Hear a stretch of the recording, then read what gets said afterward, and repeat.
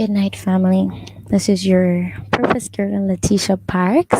Now, I'm gonna be the only one online tonight. However, well, not however. So I'm gonna be the only one online tonight. With that said, I am just gonna be doing a little encouragement, and then I'm gonna go. So I won't be long with you guys.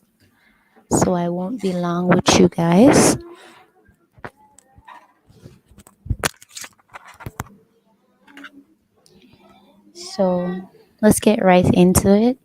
We're going to be looking at Jonah 1, verse 1 to 9.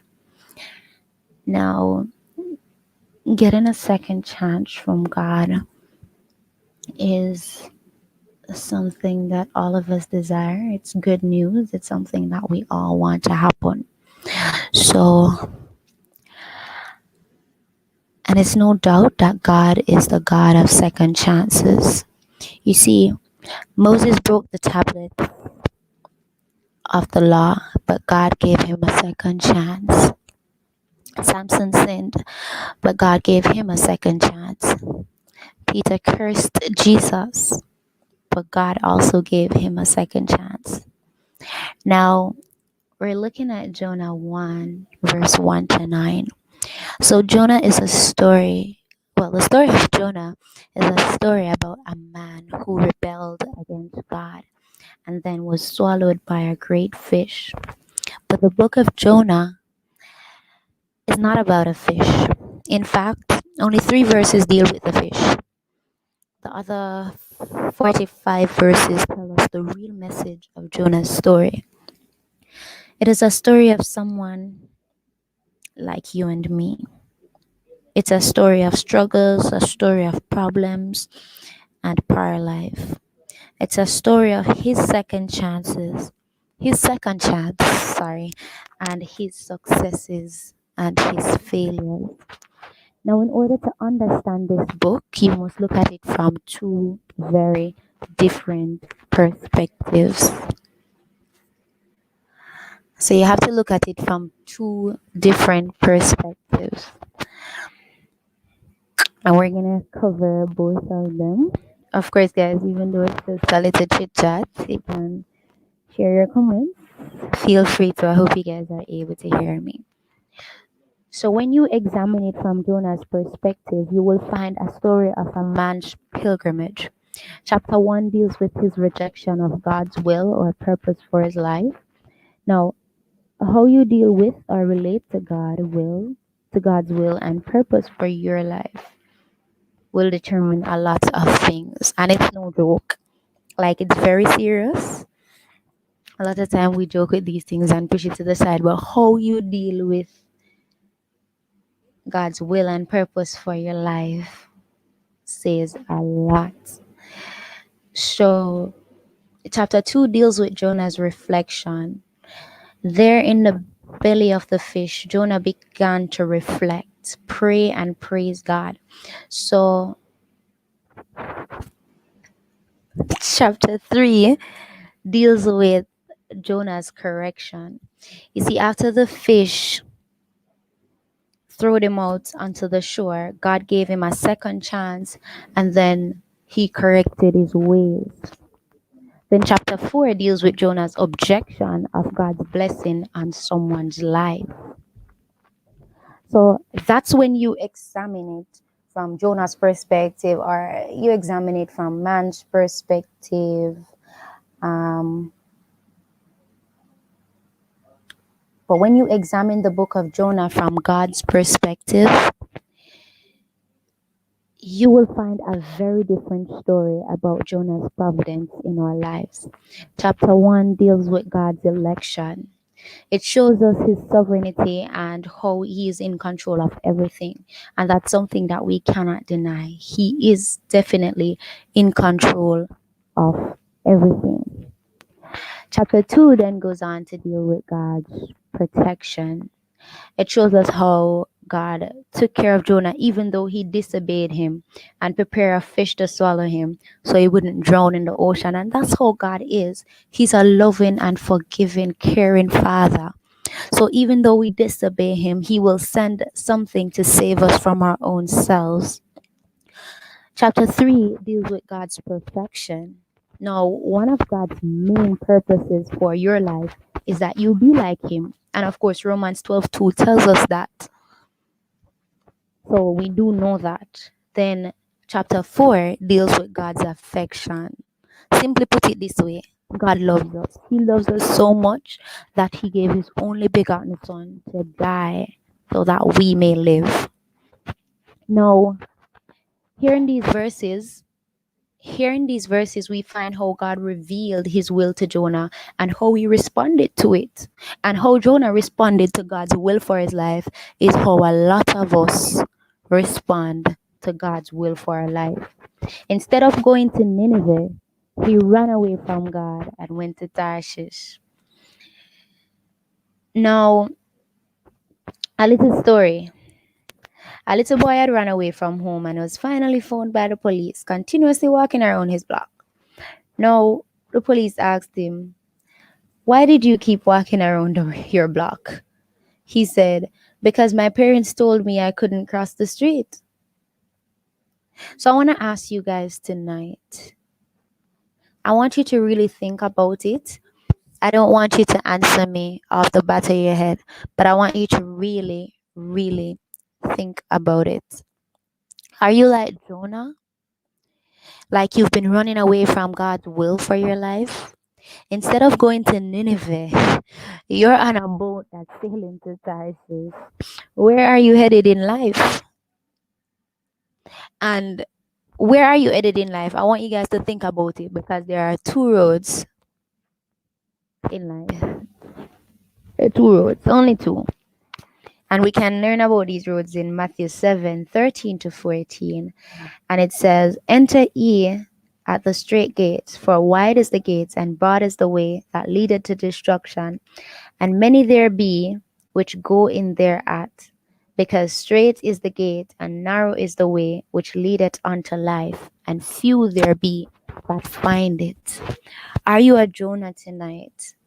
What road are you taking? Which of the two roads are you journeying on? In the Christian's life, there is a road that leads to obedience to God, and that road comes with a lot of sacrifice.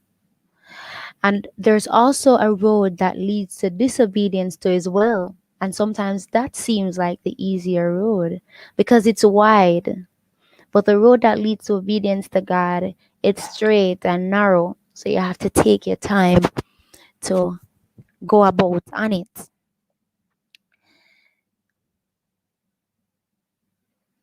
Right. So in verse 1-2, we're given three aspects of God's will. And I'm going to look at them individually.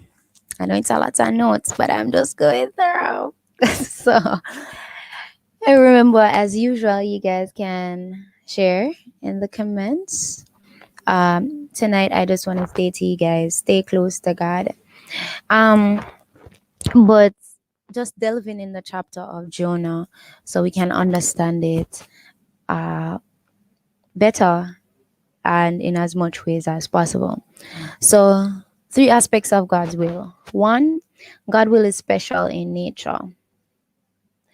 Now, let me ask you, how special would it be for God to personally speak to you? A lot of us envision that. We want that to happen. We just want God to just talk to you, Like, I just want to be just sitting on my bed and I feel sad and God just come and hook me up and say, "It's going to be okay, my daughter." Or I want something to be happening and him just tell me. So we all want to hear from God. Under one, God is interested in you as an individual. And that's no doubt. He knows your name, your parents, your brother and your sister, and he knows your background well. He knows the things you're capable of. He knew you before you were formed in your mother's womb, and he also knows every strand of hair on your head. God knows you. And though he knows you and everything that you're capable of, he still wants to protect you, and he still wants to love you. And I always say this: God didn't die on the cross to not speak to you. So of course he's interested in you as an individual. Now, two, God's will is specific in nature. So God gave Jonah three commands: arise, go, and cry. Now, God pointed Jonah in a specific direction. Nineveh was a city that was founded by Nimrod and became the capital of Azariah, located along the Tigris River in what is now known as Iraq. All right, so we're not gonna go down into all the explanation of that, but yeah. So God's will is serious in nature.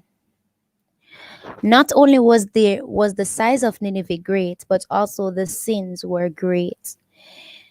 You see, God said their wickedness has come up before me. So the king was so brutal in his rule that he buried children alive, and he put their skulls on giant piles. So this is why God commanded Jonah to go and preach against their sins. And we all know the story of how Jonah responded to God's will or purpose for his life. In verse 3, it begins by saying, but Jonah is telling us that he did something else. He did the opposite of what God wanted him to do. And that's how a lot of us are. God say, take up this and walk. We say, no, but God, may I have to do this first. God say, go out and preach the gospel. We say, but God, I need to get my degree first. Do you need a degree to preach the gospel? No. If the Lord has chosen you and handpicked you for such a call, then you don't. But we're living in a but generation. We'll all give a but this, but that. It's just but. You see, in verse 3, we see the facts concerning Jonah's disobedience. Jonah planned it out. There's a lot of time we planned our own way out, So God said, do this, or put us in this situation, and we'll plan our own way out so that we can do whatever is pleasing to us and to our flesh. A lot of time we do that. And as we said on previous episodes, there's a constant battle between the spirit and the flesh. So Jonah made a plan to avoid obeying God's will. And how many plans do you have right now that disobey God's will? You just want to go about it your way. Jonah planned to go to Tarshish, which was in Spain, over 200 miles away, like 200 miles away from where God sent him. Tarshish was to the far west, and then Nineveh was to the east. So he was going in a total different direction from where God sent him. Because what? It's the opposite, right? North, south, east, west. Yeah. He was going in a total different direction from where God sent him. You see, Jonah's decision to disobey God was premeditated. Over time we premeditate things, we think about it long and hard, and we figure our ways through without God, pretending as if we are the one who wake ourselves up. So he made a premeditated decision to disobey God, and he found a ship and then he bought a ticket. Now, it's interesting to me how everything in his plan seemed to fall perfectly into place. And that's exactly where I want to go right now. Not because everything seems to be working out in your life, it no means that you're doing the will of God.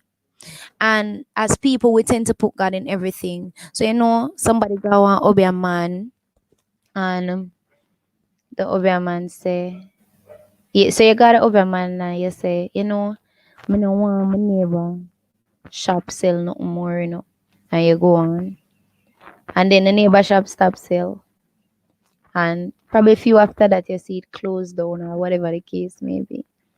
And you say, yes, that's so God work, against the wicked them. Like, what? We put God into everything and we say, oh, God, do this. It's always God. But whenever you run away from God, I do want you to know that Satan will always find you a transportation. He's going to book you a bus, a plane, a taxi, something that is going somewhere that you want to go.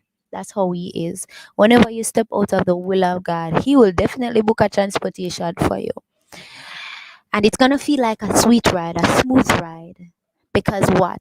It's going where you want to go. And so you feel contented. And it's going smooth. So you said, this must be the will of God. But in Jonah's case, it wasn't the will of God. And in many of us cases, it's not the will of God. It's not the will of God. No. Jonah progressed downward. So you realize that Satan booked him a transportation to Tarshish. He's going where he's going. But you realize that he's going downward. And a lot of time we go downward in life. Old people always say, when you slip, you slide. And I'm going to say old people because a long time I heard that saying there. When you slip, you slide. When you take a little bite of sin, you slide right into it. Just like that. There's there it's a hard way to go back, but it's a easy way to go down the path. You see, once you step into the pathway of disobedience, the road is going to be a continuous, ongoing, downward digression. It's just going down. Just going down. Now, Jonah went down to Joppa. Then he went down into the ship, which he bought a ticket to. Devil's transportation. He went down into the sea. And eventually from there, he went down into the belly of the fish. A whole heap of down going on there. Now, let me tell you something. In everything that we do, stepping out of God's precepts and His way for our lives, we do it little by little. So you don't just take a great giant step and you end up all the way deep in what God didn't send you about. But you take a little tiny step, and before you know it, that's you. Many people, especially those of you in Jamaica, you might hear the saying that on TV there's this bun. Whenever it's Easter time, it comes around and it says, you take a little bite and you take a little bite and you take a little bite until it's done. And that's how sin is. You take a little bite, or let's use it this way. You put a little finger in there, and then you put a little finger, until you have a whole hand in there. And that's how it is when you step out of the precepts of God. You step out of the precepts and you just take your time so till you not even remember where the church door is. I not even remember the day you were baptized. So it's one thing leading to another. It's not a giant step. Now, Jonah paid a price. He paid a price. And the most expensive thing a person can do is run from God.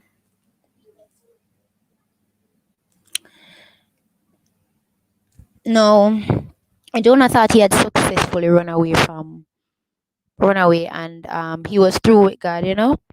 Jonah had tried to run away from God, but God found him. What's even worse is that God found him asleep. So this shows us that he was insensitive. He was indifferent. He was unconcerned about the things that God really sent him about. He was just relaxing and resting and doing just what pleases him and his flesh. And this is what happened when you leave the will of God. You become unresponsive to God. But people of God, as we're wrapping up right now, I'm imploring you not to be like a Jonah. Do not step out of the precepts of God and what He really says about your life, because you take one little step, and before you know it, you're all the way deep down in it. And as I said before, the way to go is easy. It's easy to slip and then to slide, because even if we look at it In reality, if you slip from a wet floor and then you slide and you fall on the ground, it's much harder to actually get up than it was to slip. Because when you slip, it was so easy. You just slide, boom, lick up somewhere. But then, you stop and you're down there and you are supposed to get up now and you realize that you can't get up because you're feeling some pain. That's how it is. So I'm imploring you, no matter what happened, no matter how much bullets are coming your way, no matter how it's going, stay close to God. Stay close to God. Because there is no safer place, there is no better place, there is no more reassuring place than the place of God, than being under the wings of God, under the arms of God. He loves you. He loves you so much that he sent his only begotten son to die for you. So why wouldn't you want to talk to him? Why wouldn't you want to stay close to him? If somebody took a bullet for me, I would want to stay close to them. Oh my God.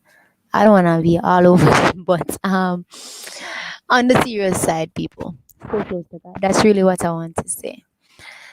Just stay close to God, no matter how hard it is. Because when you slip and you turn your face from God, Satan will book you a transportation to wherever you want to go. And it's going to seem okay as if it's where you ought to go, but it's not where you are to go. So stay in the precepts of God. Stay close to God. Of course, I'm wrapping up now. Yeah, that was the end of it. I am going to be leaving you guys now. Of course, I do want to say, of course, you can still leave your comments in the comment section. We'll see you next week. Hopefully, Leandra will be back here again. Until then, remember to tell a friend, to tell a friend, to tell another friend that the Raw Chill Spot is live every Friday at 7:30 p.m. Stay safe, family, and remember to sanitize and social distance.